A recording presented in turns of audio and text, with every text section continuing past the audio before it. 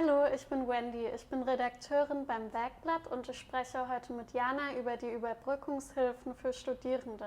Jana ist Pressesprecherin des Studierendenwerks. Hallo Jana. Hallo Wendy. Über 40% der Anträge auf Überbrückungshilfe werden abgelehnt. Dabei heißt es doch, der Bund will Studierenden in der Pandemie helfen.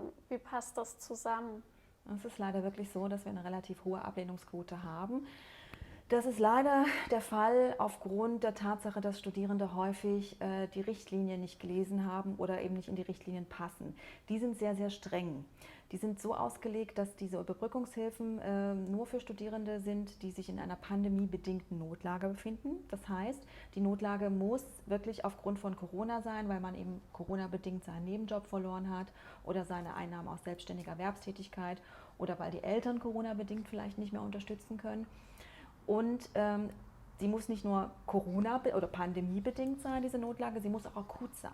Das überlesen viele. Diese Notlage muss in den letzten 2 Monaten eingetreten sein. Ist sie länger her, muss man nachweisen, dass man sich in der Zwischenzeit versucht hat, sich aus dieser Lage zu befreien, zum Beispiel indem man sich um einen Job beworben hat.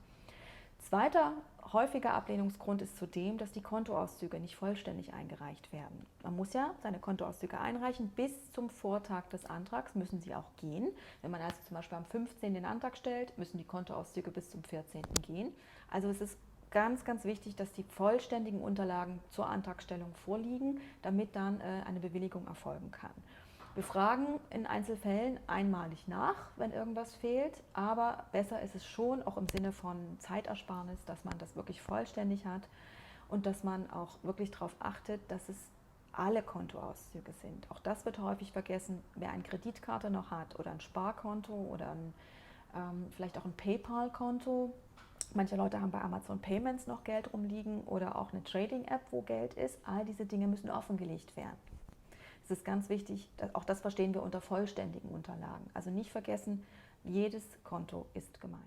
Man darf ja nur 500 Euro auf dem Konto haben, was nicht besonders viel ist. Davon gehen ja noch die Fixkosten ab, wie zum Beispiel die Miete. Wird das berücksichtigt? Auf dem Konto dürfen oder auf allen Konten kumuliert sogar, man darf insgesamt zum Zeitpunkt der Antragstellung nicht mehr als 500 auf dem Konto haben. Das ist korrekt. Der Bund hat hier die Notlage sehr, sehr streng definiert. Das heißt, ja, also wir merken das schon, dass zahlreiche Studierende dann eher am Ende des Monats den Antrag stellen, einfach weil dann die Miete schon abgegangen ist und das Vermögen sozusagen da bereinigt worden ist um die Fixkosten, die man hatte. Das kommt sehr oft vor und das ist natürlich auch verständlich. Und was ist mit den Studierenden, die noch bei ihren Eltern wohnen, wenn die Eltern Hartz IV beziehen? Wird dann diese Überbrückungshilfe vom Jobcenter angerechnet? Es ist tatsächlich ein Phänomen, das kennen wir sogar schon aus dem BAföG, dass das Einkommen des Studierenden oder wie soll ich sagen, in dem Fall ist so eine Hilfe ja auch ein Einkommen, dass das dann in die gesamte Bedarfsgemeinschaft hineingerechnet wird. Das haben wir oft gehört. Wir können da tatsächlich nichts machen, wie so ein Jobcenter das Einkommen einer Bedarfsgemeinschaft definiert und ob dann das Einkommen der Studierenden, obwohl das ja eigentlich die Unterstützung zum Studium ist, wie das definiert wird, da haben wir keinen Einfluss drauf. Diese Dinge müssen mit den Jobcentern besprochen werden.